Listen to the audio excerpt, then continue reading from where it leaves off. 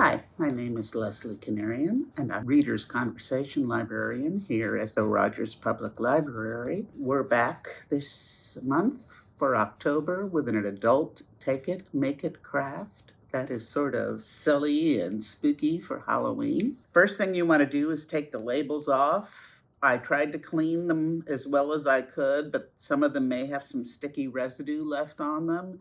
You can get that off by soaking them in hot soapy water, or if it's really stubborn, a little nail polish remover and scrubbing it with a kitchen scrubby and getting it all nice and clean. The next thing you're going to want to do is take the top off, and you all should have gotten a little bit of green paint in your kit, and we're just going to want to paint the top like this. I'm not going to show me doing that, and it's going to take a long time to dry because you want to put it on thick. You want to cover up all that print, and sometimes plastic is a little bit resistant to being painted, but you'll do that and set it aside to dry. And once you've done that, you have a little guy like this. Well, there's the green top for the stem, but where's the jack-o'-lantern face? So you'll also have in your kit a little bit of black contact paper, and you're just going to want to draw your spooky face, or your happy face, your silly face, your pumpkin face. And this is where you get to be all creative and make this uniquely your own. This is, once again, if you're so inclined, a project that you can do with your kids or grandkids. There's nothing dangerous or really that difficult involved. And now comes the single hardest part of this entire project.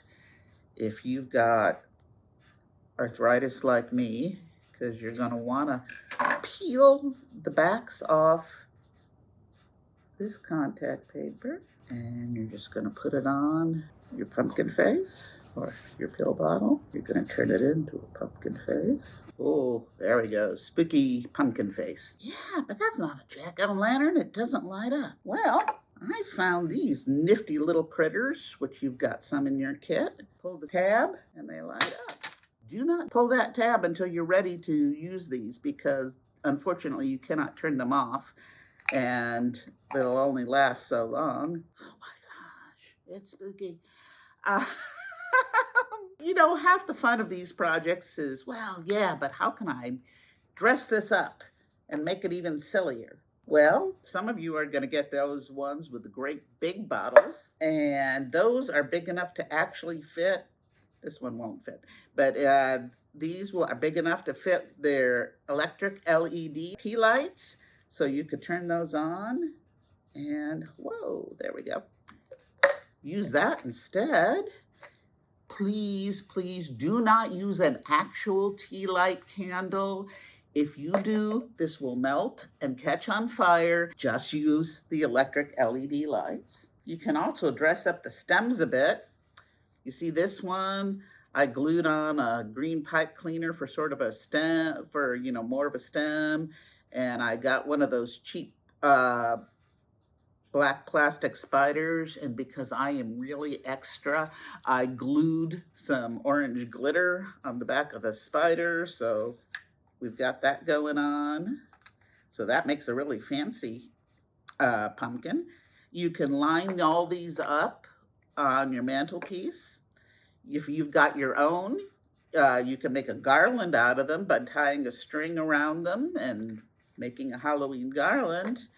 And if you've got little ones who go trick-or-treating, I would get some of the Velcro strips and put one side here and then sew the other side of the Velcro strip to their costume. So while they're out trick-or-treating in the dark, they'll have a little light-up thing that'll keep them safe. And really, that's all there is to it. I hope you have fun with this project. We're going to be back next month, and we're going to be making Thanksgiving placemats. So until then, have fun.